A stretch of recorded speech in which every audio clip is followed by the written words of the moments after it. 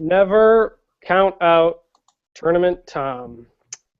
The Michigan State Spartans are headed back to the Final Four with I don't even remember what the final score was. What was it? 76-70. Spartans defeat Louisville.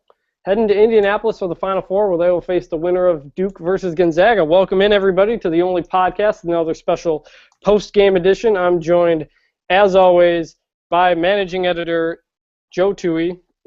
Joe, how are you doing on this Sunday? I guess it's now evening. I can't find words. I stopped being intelligible about an hour ago, but I'm doing great. I mean, this team is just the best. It was a painful team to watch all year, and this tournament run, and really Big Ten tournament as well, is just unbelievable. Yeah, I don't even know. We're watching the post-game celebration that's going on. Nairn is in tears. Trice looks like he's crying. Dawson was in tears after the game. This team lost to Texas Southern at home, and now they're in the Final Four.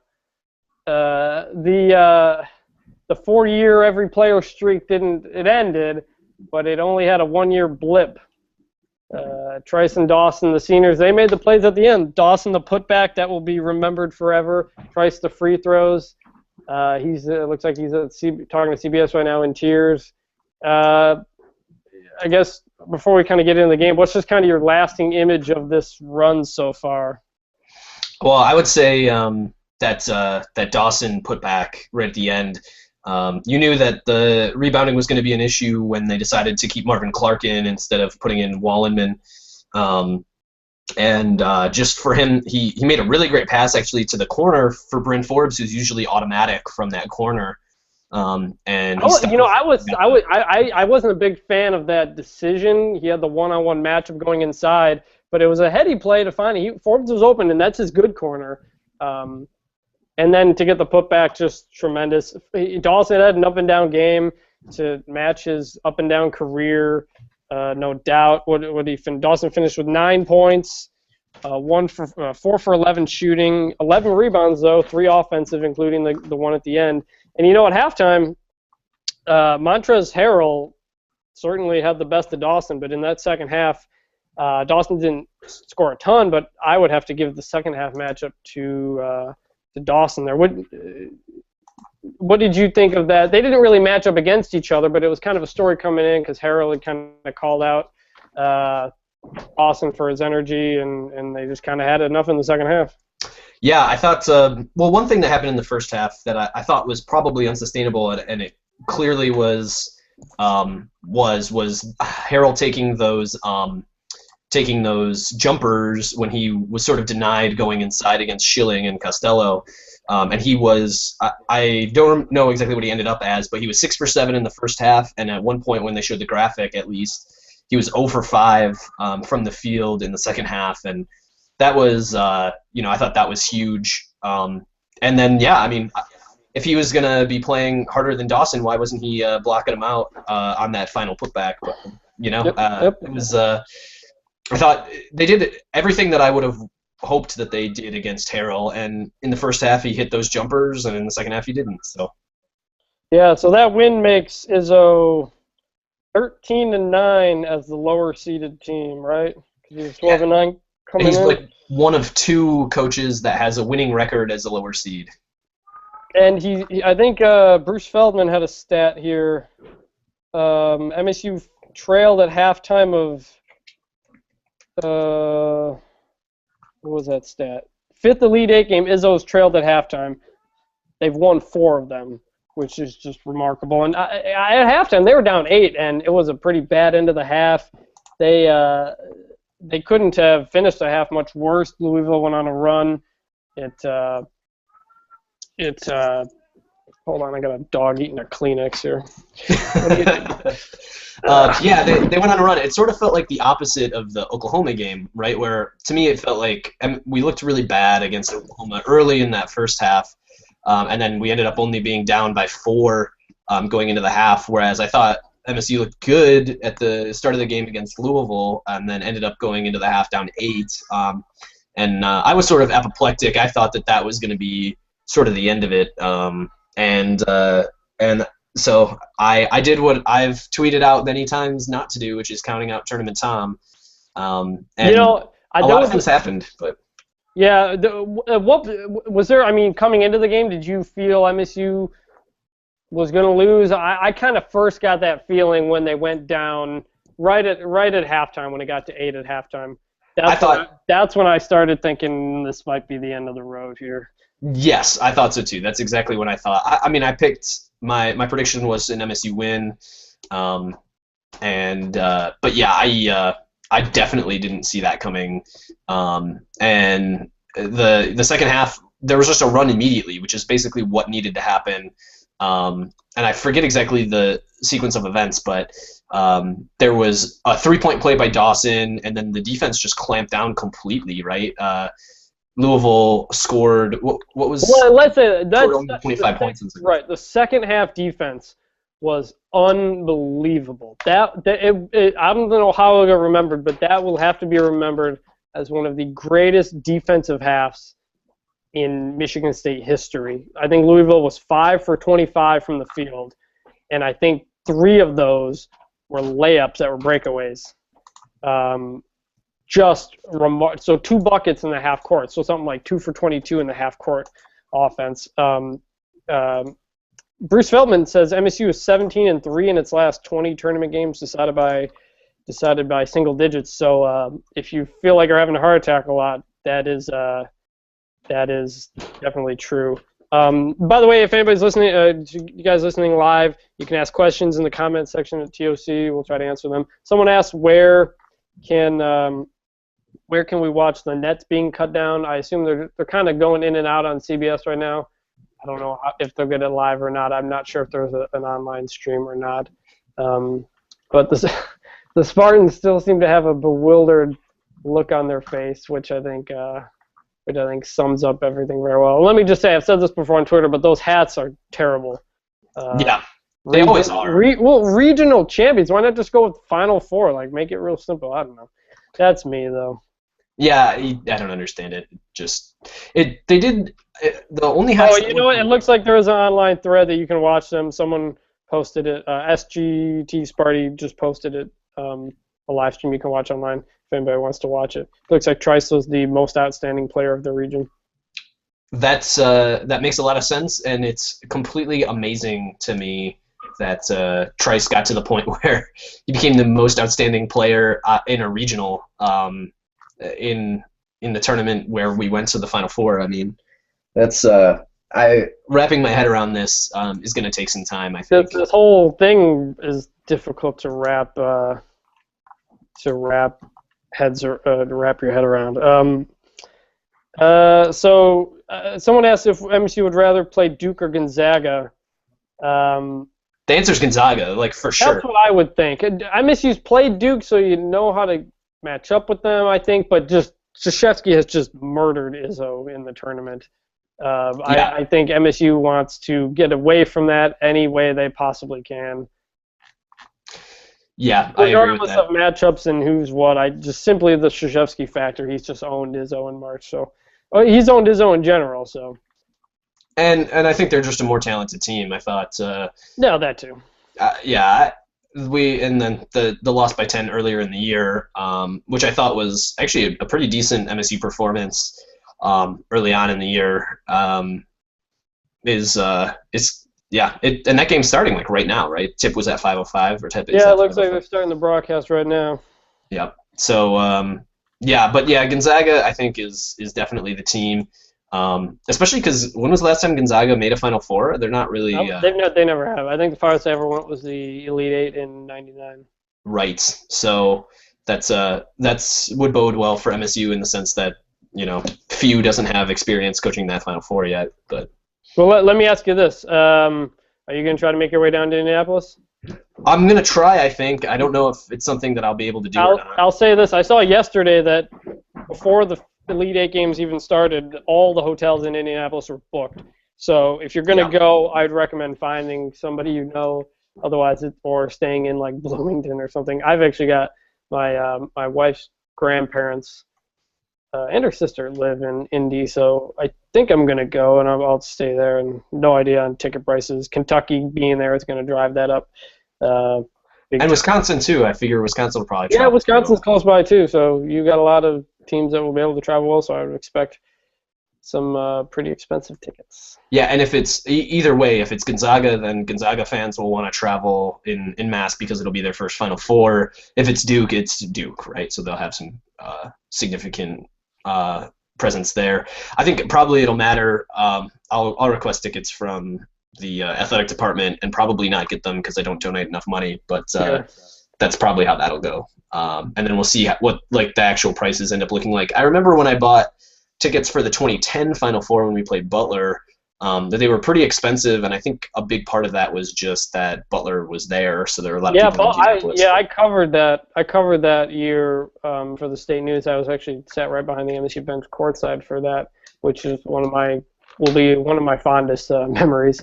Meanwhile, my wife got his own tickets and was up in the very top corner. And actually, before the game, I went all the way up there and came all the way back down. It was pretty far away. But this is the building where just a year ago the football team made it to the Rose Bowl. So it's a building that after 2010 and 2011, the football Wisconsin game, it's started to have some better memories for the Spartans. NOYB asks, how did this team reach the Final Four but last year's did not?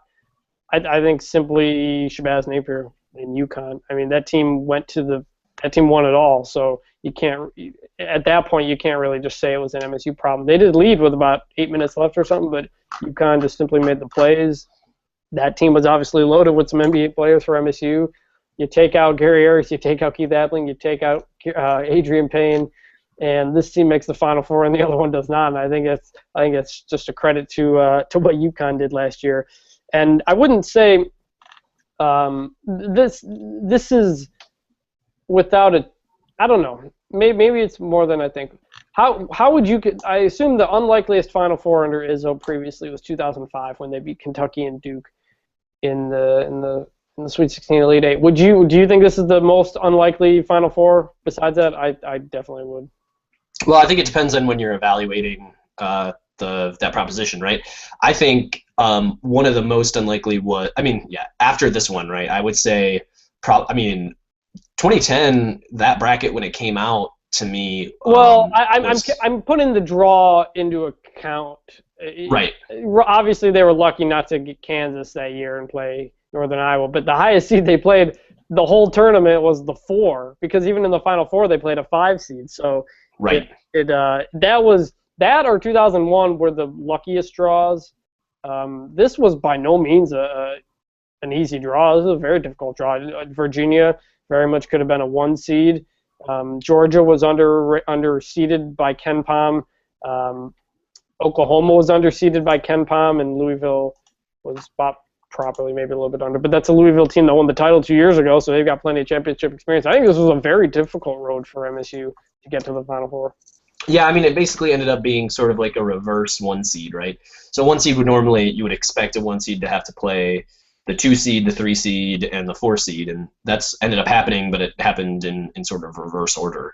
Although, actually, that's not right, because the 1 seed wouldn't have to play the 3 seed. But yeah, it still was a pretty difficult draw. It's, just because you don't have to play the 1 seed doesn't mean that you got an easy draw. And actually, Paul Fanson, who's done some pretty interesting NCAA tournament analysis for us, showed that Izzo over the course of his career has been pretty much average in terms of luck of the draw, just based on the seed you would expect to see versus the seed you actually saw at various levels.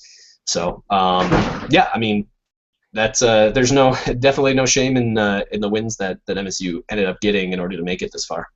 No, and I really think those wins against Virginia, maybe when you just look back at it in MSU history, I think both of those wins last year and this year will be very undervalued simply because, Virginia doesn't historically do well and they went out early. But the reason they went out early was because of MSU. Had they played another team, that could be 2 Elite Eights, Final Fours, possibly for Virginia. That was a very, very good team. Now Justin Anderson wasn't the same player, but it was still a very, very good team.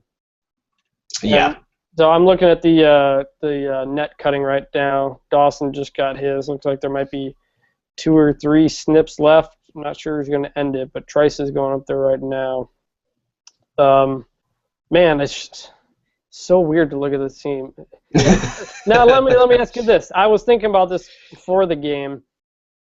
How does Trice? Do you think Travis Trice goes down as an MSU legend, so to speak? I mean, for what he's done in this tournament. Yeah, absolutely, right? I mean, I think he and Valentine both, and Dawson to some extent as well. I mean, those guys, Trice has done, I mean, the way that he has sort of taken the team on his back at various points during various parts of the game. They're letting Izzo take the net. He's tearing up. He's crying up on his way out there. A little salute to the MSU fans.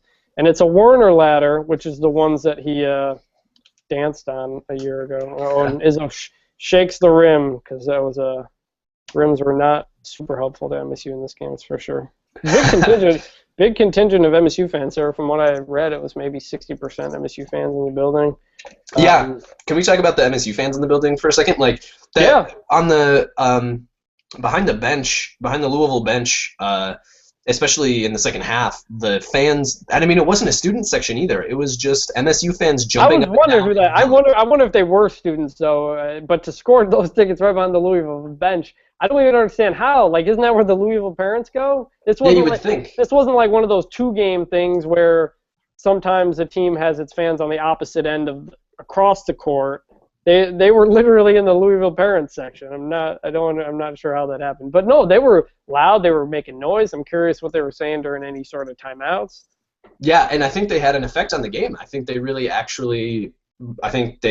bothered Louisville a little bit. You don't usually on a neutral court get that much noise when you have the ball in the second half, right? I mean, I think that had a real effect. Which is amazing to say in Syracuse, New York, right? I mean, that's really cool to see. Just the amount of traveling that MSU fans did to get out there. It was really cool. Now let me ask you this: although we don't know how it ends, how do you think, in terms of ranking MSU Final Fours of all time? I've always gotten the sense. You tell me what you think. I've gotten the sense that the order goes 2000 for winning it all, 2009 for making the final, 2005 for who they beat to get there, the unlikely run, and then maybe 99, and then kind of jumbled down there. Do you think this one, I assume, without knowing what happens, say they lose to whoever they play, do you think this one goes ahead? Do you think this one goes ahead of 2005 in terms of just memorableness? Do you think it even has a chance? How do you think? Do you think it goes behind 05? We kind of talked about it in terms of unlikeliness, but in terms of, maybe how it gets remembered. Because Izzo's saying this might be the most special one because of what they went through, who they are, and everything. What do you think? Yeah. So one thing that's tough for me is that in 05 I wasn't really tuned into the college sports scene. So I was in Hawaii. I was in Hawaii actually watching him on a school trip. So I do remember. I mean, I pretty vividly remember the 2000 national championship, just because my sister had just graduated from MSU. It was. I mean, yeah. In terms of, for me, it goes. I keep forgetting you're quite younger than me. A little bit. Well, yeah. So that's interesting, but the interesting thing too is that 2010 run had so many close games. Right. And so that Lucius buzzer beater against Maryland, being down 7 against Northern Iowa. I think the way it ended is also puts a little bit of a stain on it. And I know Butler was a good team, but the idea of losing to Butler, Draymond Green not getting that foul call at the end, it's kind of a tough way, I think, to go out for them. And then they got the Lucius buzzer beater, but Tennessee wasn't a a memorable win or anything other than Maryland because of the buzzer beater. But so now yeah, I would say it's up there. I mean, I would say it's right there with the other non-championship Final Fours. So let's break down this game a little bit. We haven't actually done that yet. Again, if anybody's listening live, you guys can question in. Actually, Tim Azzo asks, why do people hate rebuilding again? I don't get it. I think we should do it again next year. Rebuilding is pretty sweet. That's what this is. We said before the year, during the year, that simply the goal, I think, for this team was to make the NCAA tournament. Late in the year, once they were playing well and you knew they were in, we said their ceiling was maybe the Sweet 16. And then you see the draw, and you're like, well, if you get by Virginia, you might as well go take the whole thing. And they did. So in terms of rebuilding, yeah, right, next year was supposed to be a better team. But I don't think you're going to, as cliche or whatever as it sounds, I don't know if you're going to find a much closer team. And it's evident in their play. What was the final? They had 20 assists on 26 baskets on the night. Just tremendous passing, and that's how you work your way around that Louisville defense. They did turn it over 12 times, but a number of those were just simply, I think at least 4 or 5 were just lazy passes. They weren't anything Louisville did, really. So as we look at this game, MSU started out a little slow, but they seemed to be they were getting good looks at the basket, but they were missing them. They were forcing Louisville into tough shots. It's kind of close. And then Louisville hits a string of threes, and they start to kind of pull away in that first half. What did you think of the first half? Yeah, I mean, and this goes for the whole game, but the ball control was pretty bad. I mean, they got out to 5 turnovers, which is the number of turnovers they had in the entire game against Oklahoma, very quickly, and those turned into points for Louisville, easy points for Louisville. And then the other thing that struck me was just how well Louisville started out shooting jumpers. I mean, they went 3 for 3. They started out 3 for 3 from 3. Yeah, I think were they all Blackshear? I think all those threes might have been from Blackshear in that half. It felt like they were all. I think they were all in like a 2-minute stretch. They must have been, because Blackshear's the only one who hit a 3 for them. Well, there you go. There you go. Yeah. Yeah. So that stuck out, and then and then sort of just it seemed like, and this actually wasn't the case. All of the made baskets, or nearly all of the made baskets, I think it was like 10 of 12. Made baskets were assisted, but it did seem like there were a lot of really forced shots, including, well, actually that Valentine hoist from near midcourt was. No, that was in the second half. That was in the second half, but yeah, I did feel like a lot of the bad shots that got taken were shots that were just questionable. They didn't need to be taken at the times when they were. And it seemed like they were sort of trying to continue the hero ball stuff that they had been doing against Oklahoma that had been a little more effective. And it did seem like the ball movement was a little better in the second half. But. Watching this early on, it looks like Duke is a whole lot better than Gonzaga. It's 20-12 right now, but Duke's just mauling on it, it feels like.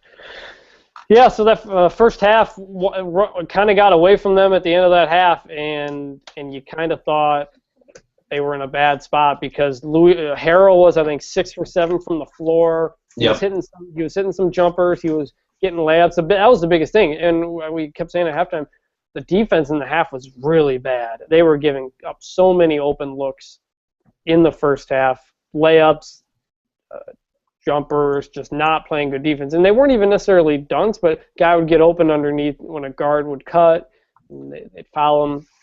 A really bad defense performance. I said if they're going to come back, it's going to have to start on defense, and absolutely that's what they did. As we said, 5 for 25 from the half for the half.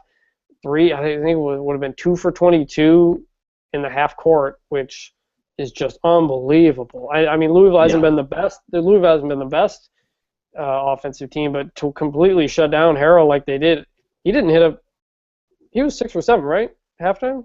Yes, he was. He didn't score a bucket in the second half. He was 0 for 5. So, and that was a combination of a lot of guys. Costello played really good defense on him. What did you think of that defensive performance? Well, in the second half, the clamping down was really impressive, and there were down the stretch in the second half. even though it ended up going into overtime. When Dawson was playing the 5, there were a couple different possessions where he ended up with a block and then either gathered the ball after the block, or there were times when a Louisville guy would grab the ball and he poked the ball away from that guy too. His defensive performance down the stretch was completely unbelievable. I mean, for him to alter the shots that he altered without fouling was pretty amazing. He finished with just 2 fouls, and his stat line is not, has very little. It paints a much different picture than I would say watching him did.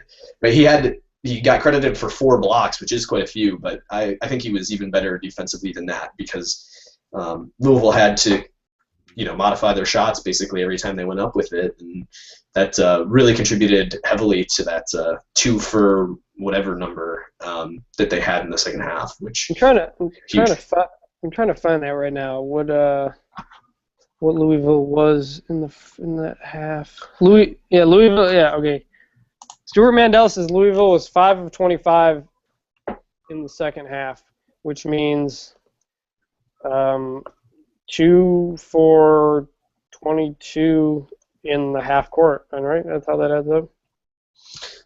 What? I mean, that's just remarkable. That's everybody. Yeah, so Matt just posted a tweet by Heck. Minus the 3, Rozier pick 6s. Louisville shot 3 for 29 in the second half in overtime. Who said that? Heck Dorland. Okay, yeah. Yeah, that's 10%. That's 10%. Yeah, that's I have no idea how. I mean, and they needed it too. I mean, the fact that it went into overtime, considering the fact that they, in the half court only allowed 10% from the field. The one thing too, and they got to correct this somehow, but like the giveaways between Dawson and Tum Tum and actually Valentine to some degree, like there's some really bad turnovers that ended up in really easy points for Louisville, and that kind of stuff kind of needs to stop. If they want any sort of shot at winning any games in this Final Four, so it's really hard to complain too much. But that was one thing that was really frustrating, and could have made a big difference had Matt Mathiak, however you pronounce that guy's name for Louisville, had hit that second free throw. You know how we call Wisconsin MSU's real rival the border battle? Mm-hmm. Here are some tweets. Sam Decker, the Big Ten had a down year, right? Bronson Koenig. Okay, let's go Michigan State. Josh Gasher, #B1G. Fred Kaminsky, remember when everyone said the Big Ten wasn't that good this year? Yeah, me too. So that real rivalry seems to it's become a much more cordial rivalry, although I'm sure that with the way the Big Ten championship game ended, MSU's not exactly feeling the same way. The turnovers, there was that stretch there. MSU cut it to 5 right away, I think, and then Dawson gives up. I think they miss a shot or something, and Dawson turns it over for a layup, and it went back up to 8 real quick. I thought that was another one of those. There was that brief I think MSU's going to get this actually, and then once that happened, it was back to I don't think they've got a chance. But then once it stayed close, it turned into the Oklahoma game where if you felt like if they could just get over the hump, that they were going to stay over the hump. And I don't think they gave up the lead after they took it. They took it on a Forbes 3, then Trice hit a 3, they go up 6. They never trailed again, although Louisville that's not exactly true because the Marvin. Oh no, you're right. No, they got at the end the free throw. Yeah, you're right. Well, and there were. I forget if it came on free throws or whatever, but Marvin Clark had that layup right near the end before and then he missed the 2 free throws, but he had that lay-in that gave MSU the lead back after Louisville had taken a 1-point lead very briefly, which was terrifying at the time. But what a game for him, right? I mean, his ability on both ends to do. I thought he played pretty good defense. He came down with that huge rebound where it looked like it could have been called a flagrant on was it Harrell? Yeah. Yeah, Yeah, I thought Marvin Clark played pretty well down the stretch. it was an interesting finish because he got that bank shot. He had a strip or two of Harrell on defense, but he also missed those free throws, and he gave up the offensive rebound that led to Louisville tying the game at the end. So it was a real mixed bag from him, but the fact that he's making those good plays was big, and especially with Costello out, Schilling out, that was just absolutely huge. He didn't play, far from perfect. He made some mistakes, but he also made some really, really key plays, and that's all you can ask for. Valentine, interesting game. Took a lot of bad shots as he does. Sometimes he makes them, sometimes he doesn't. I think he took 6 of MSU's first 12 shots to open the game. I think he had 1 or 2 of those passes that turned into a layup at the other end. A mixed bag from him, but he did, what did he finish with? 15 points on 7 for 15 shooting, so it's decent shooting. 7 rebounds, which was second on the team. 6 assists, though he did have 3 turnovers. And I thought there was some moments there where you thought maybe it just wasn't going to happen for MSU at the end, including MSU's up 4 with 2 minutes to go. Valentine gets the offensive rebound and just gets like loses the ball. Louisville takes it right down, hits a 3, and it's a 1-point game. And that felt like, is that going to be the call that is that going to be the call that the no call that dooms them? And then the free throw, Clark 72% misses the free throws, and Louisville's got the free throws to take the lead, and the one bounces all the way up and goes in. It was just like did you at all feel like it just wasn't supposed to happen? Yeah, I thought when that second free throw went up, I thought it was probably going to be good. When it bounced up. Yeah, and I was well prepared to freak out completely. As it is, I think my neighbors in my apartment complex are probably pretty frustrated with me, anyways. But yeah, it's down the stretch there. It seemed like with the missed free throws that it could have very easily become another one of those games that MSU lost during Big Ten play and during non-conference, right, where had a lead, and they did the same thing they'd always do, which is with a lead there, where they kind of take way too much time running any sort of offense, which makes no sense, and it's just kind of brutal. But the rebound by Dawson, which I was concerned might have been an offensive or a defensive goaltend, right? Was pretty big, and that the missed second free throw. The other interesting thing there is that KenPom predicted a 65-64 win for MSU. The fact that it ended 65-65 going into overtime is kind of amazing. You should tweet that for all the people who just get upset every time we tweet what KenPom says. Yeah, I mean, so that was something, and actually 538 gives MSU a 39% chance of getting to the championship game without knowing if it's That's without knowing. I'm curious. What are the rankings here for Duke and Louisville? Duke is number 6. Gonzaga is number 7. They're 3 and 4 in offense and 26 and 30 in defense. So I don't know if it's going to make. Based on the KenPom, Gonzaga is just a teeny bit worse. Looks like. Yeah, and it looks like the 538 has Duke as a 59% favorite over Gonzaga. Obviously, Duke's I think Duke currently up 23-16. Right. So my guess is that, assuming a Duke win, those chances for MSU will decrease, but not too significantly. I mean, my guess is that it'll be a 2/3, 1/3, 66-33 kind of percent chance. MSU up to an 8% chance of winning the tournament per 538, which it still feels like a real long shot, but is amazing that it got this far. So someone tweeted from the State News, people have arrested several. Bagels are being thrown. Unclear why people have been taken away. It doesn't look like a giant riot yet or anything. I think the fact that this helping out in the middle of the day is probably beneficial to the police. You'll have people less likely at doing stuff. So stay safe, be smart, people. But have fun. Rico Beard notes MSU made the Final Four in 2000, 2005, 2010, and 2015. So you can book those 2020 Final Four tickets, I guess. So that's why I can do it up here. I got to get a little bit of work done, and then WrestleMania is starting. So should be a fun night. Joe, thanks a lot for doing this post-game show. We're not quite sure yet if we're going to do a post-game show after the Final Four game, especially if any of us are at the games. But we will have our midweek podcast, so look for that either Tuesday or Wednesday. We might have an update on what we're doing post-game-wise. But if you guys listen to this long, thanks a lot. We'll throw this on the recap too if you guys want to listen to it again. Just hear our thoughts on things. Thanks for listening, guys, again, and we will talk to you guys later next week. Thanks, Chris.